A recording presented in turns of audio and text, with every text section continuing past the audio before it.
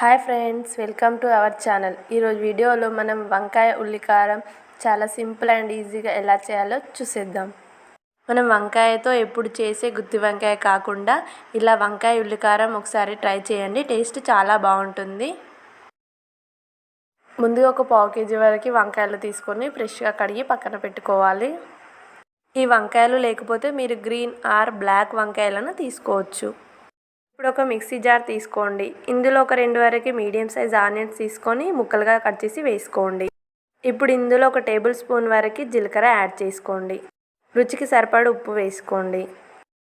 ఒక చిన్న అల్లం ముక్కను తీసుకొని కట్ చేసి వేసుకోండి. అలాగే 10 వరకు వెల్లుల్లి రెబ్బలు వేసుకోండి.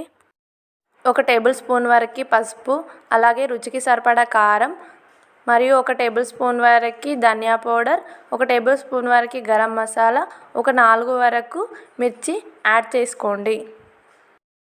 ఇలా కావాల్సినవన్నీ వేసుకొని గ్రైండ్ చేసుకోండి. ఇప్పుడు ఇలా పేస్ట్లా గ్రైండ్ చేసుకోవాలి. ఇప్పుడు వంకాయ ఉల్లికారంకి కావాల్సిన పేస్ట్ రెడీ అయింది.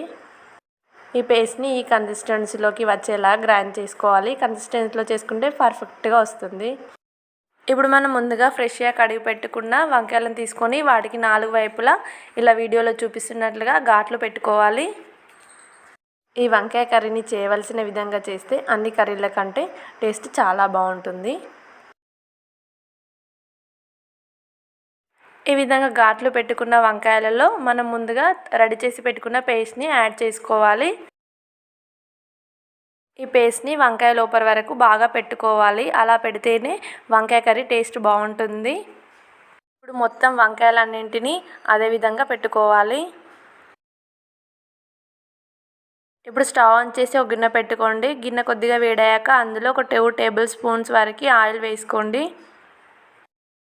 ఆయిల్ కొద్దిగా వేడెక్కాక ఇందులో కరివేపాకు యాడ్ చేసుకోండి.